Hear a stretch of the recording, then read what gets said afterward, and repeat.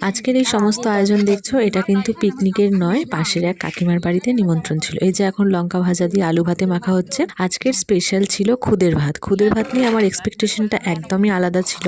আমাদের বাড়িতে না গরু ছিল, ছোটবেলায় দাদুকে দেখতাম খুদের ভাতের মধ্যে আরো কয়েকটা সবজি দিয়ে রান্না করে গরুকে খাওয়াতো। তো আমি ভাবলাম গরুকে খাওয়ায়, ওটা আবার মানুষও খায় নাকি, মানে ওইটা না দেখতে একটু আলাদা রকম ছিল। আর এটা দেখার পর আমার ধারণাটা একদম বদলে গেল।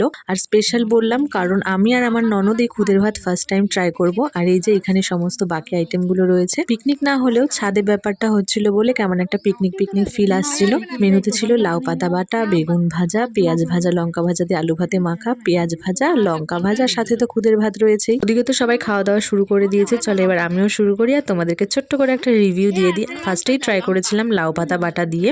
আমি আমার ননদ আর এক কাকিমাই ফার্স্ট টাইম খুদের ভাত ট্রাই করলাম। আমাদের তো বেশ ভালো লেগেছে। আর কাকিমার বাড়ির এই গাঁদা ফুলগুলো দেখে আমি একটু লোভ সামলাতে পারলাম না, ভাবলাম একটু ভিডিও করে নিই যাতে মাকে বাড়ি গিয়ে দেখাতে পারি। আজকের এই ছোট্ট মিষ্টি ব্লগটা তোমাদের কেমন লাগলো অবশ্যই কমেন্ট করে জানিও।